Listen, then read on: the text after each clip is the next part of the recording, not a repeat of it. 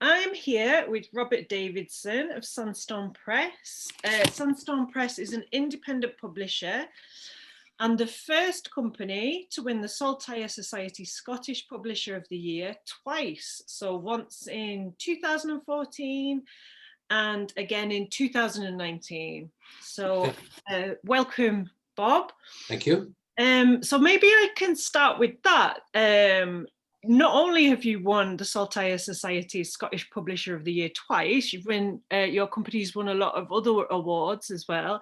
Yeah. And I wondered what that means to you, winning such awards. Is it an important aspect of your work? It's good. It can't be described as fundamental, but it's always good. It's a strong verification of what we're doing. And it's quite a binding thing. The competitions are quite a binding thing amongst publishers, especially small publishers across Scotland and across Britain. We're very proud of being the first to win the Saltire Society Scottish Publisher of the Year twice. And it's a great event when we managed to get there, which of course we've not been able to do since 2019 because of the pandemic. Yep, credibility, bonding. Not sales of books, sorry to say, not with that one, and not with many of them. I think probably the biggest word is credibility. Okay, yep. So I imagine that this has been a particularly challenging year for publishing in general, and particularly I imagine for independent publishers.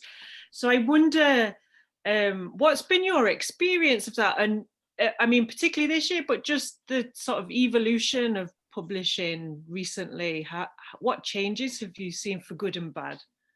The acceleration into online buying in particular. People are buying more books online now than ever before, and that's a move that's been happening for what, 10 or 15 years. But the pandemic certainly accelerated that, and makes more important for all of us, small publishers in particular, of having our supply lines open to all the online sellers, especially, of course, Amazon, which is comfortably the biggest bookseller in the world. Mm-hmm. Coming to a strong working relationship with your buyers through that medium is extremely important. And I think it's going to become more important. And I think that particular company, unless there are changes that I can't see happening, is going to become more important in the way we live going into the next 100 years. If we're going to be supplied at home by courier for so many things, it's going to affect architecture, it's going to affect town planning, it's going to affect everything. But right here at the sharp end at the front line now is all the services that are going to people to do with the pandemic, but also supplies like books. How independent bookshops and our one remaining chain, Waterson's, are going to adapt to this, I don't know. We are fully on their side. Obviously, they're family. They're family. So this can be looked at as a threat to them, you know.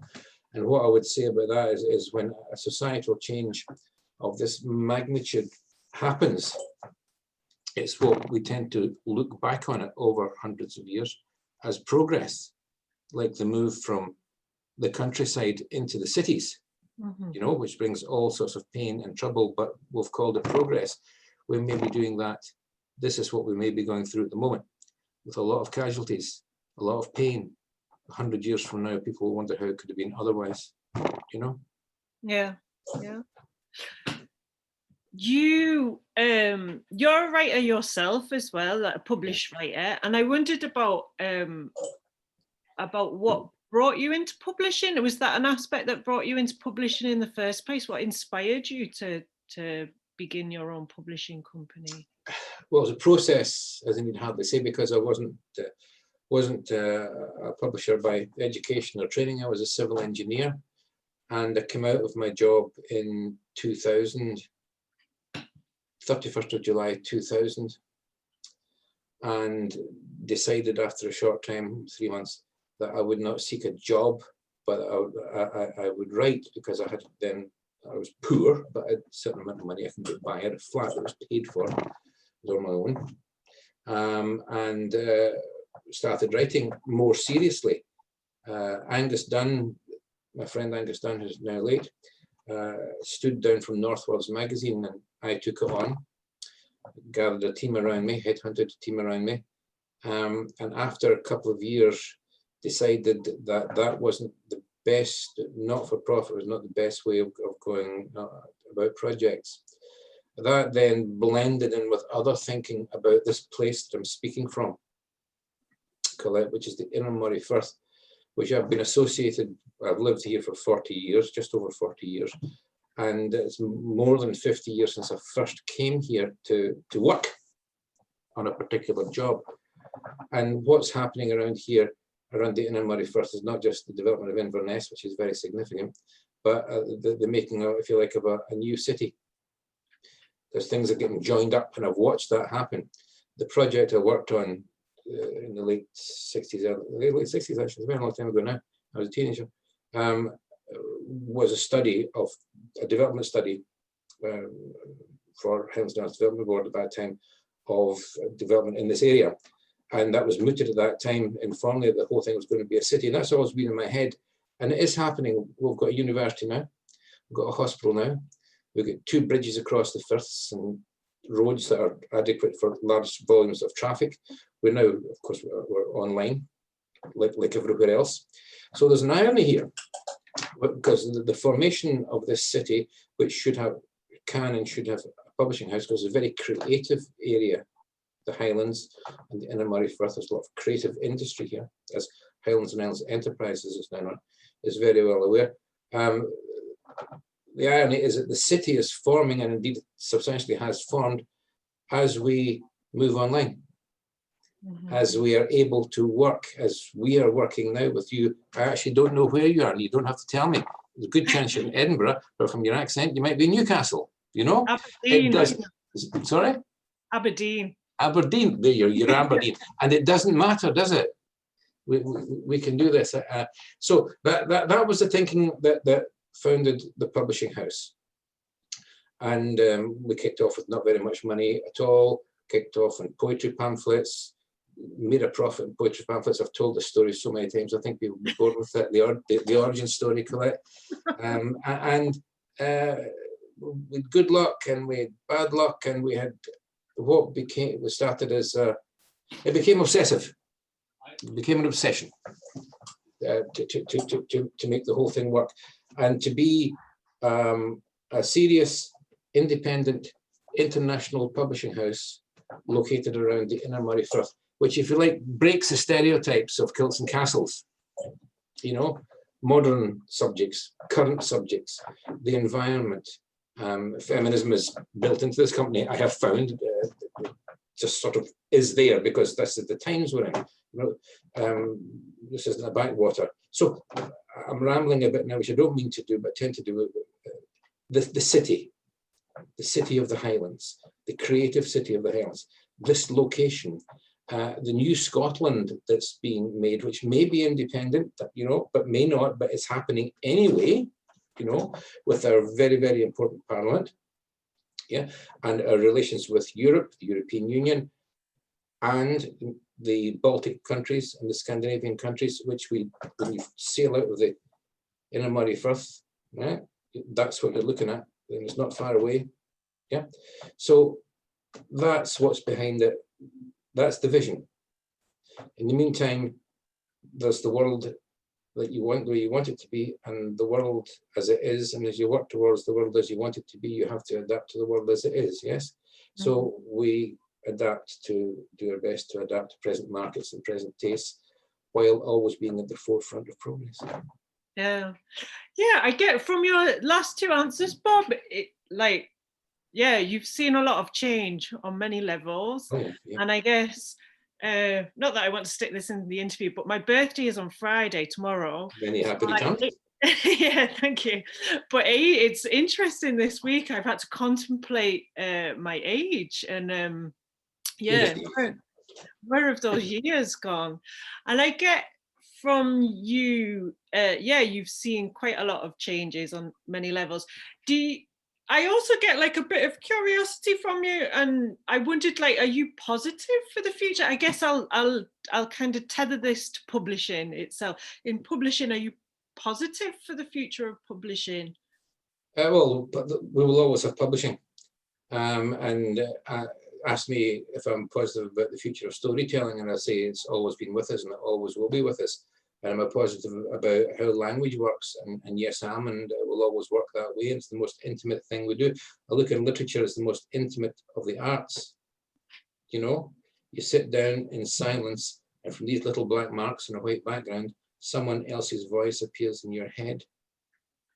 That you don't get more intimate than that, you know? So am I positive? Yes. At any given time, there are threats and dangers. Hazards might be a better word, you know, and we have that now. If we're going to work in this way, the way we are now, will there be will there be less interaction creatively? Will people be driven more into themselves?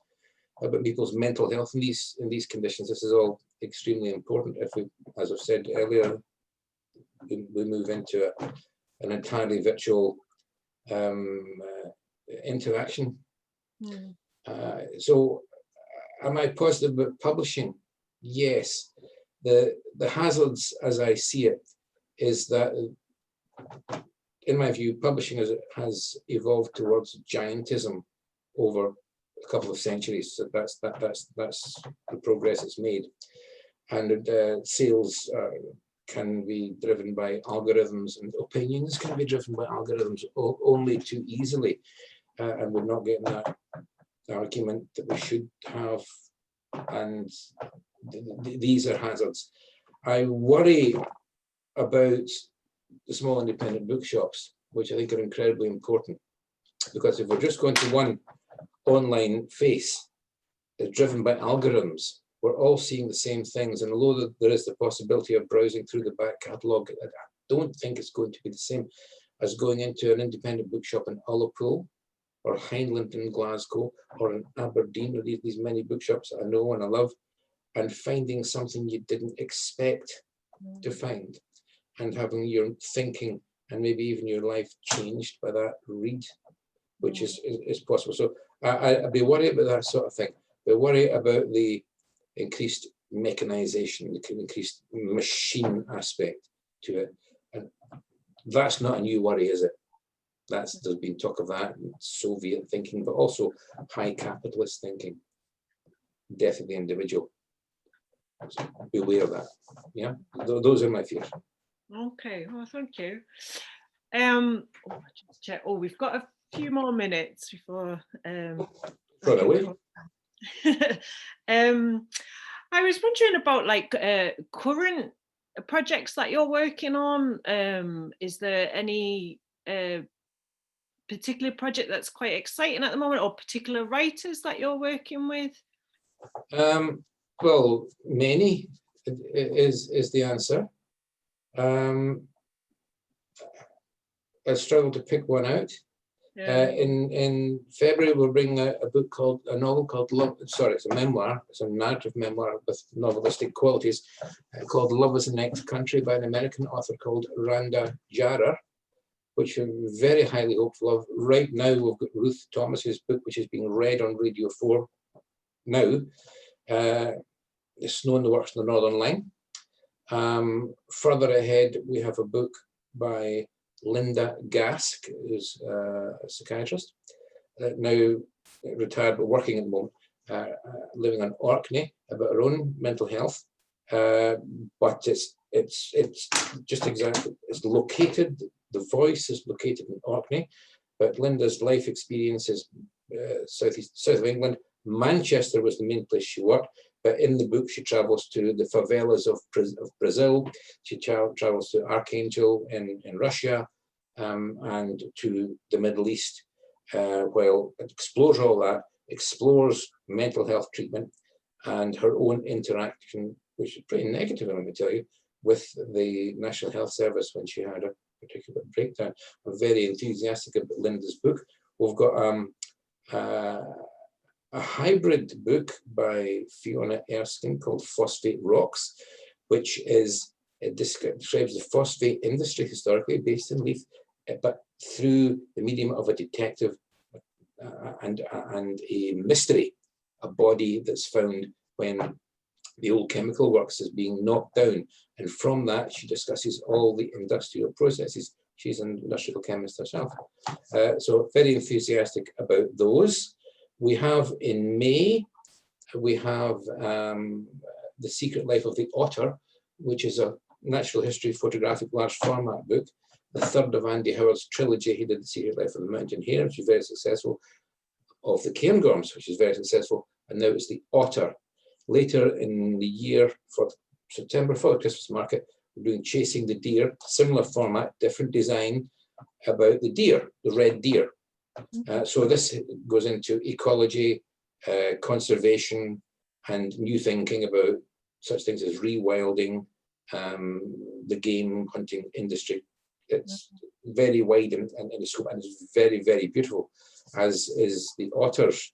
Another book that I'm very enthusiastic about, but can't say too much before the press release comes out, is called Women Hold Up Half the Sky, out in May, which is selected speeches of Nicola Sturgeon. Oh, okay. So that will be very interesting, I think. Other books are going paperback from, there's lots. We're publishing more than 20 books this year. We said we'd publish 20 books. In fact, it's more. Mm-hmm. Oh, that's great. Oh, well, I'm running out of time a bit there, Bob. Thank you for that. That's a great point to end, I think. I think we've come full circle on all the changes and then ended on a very positive. Okay, Yeah, that's good. into the future.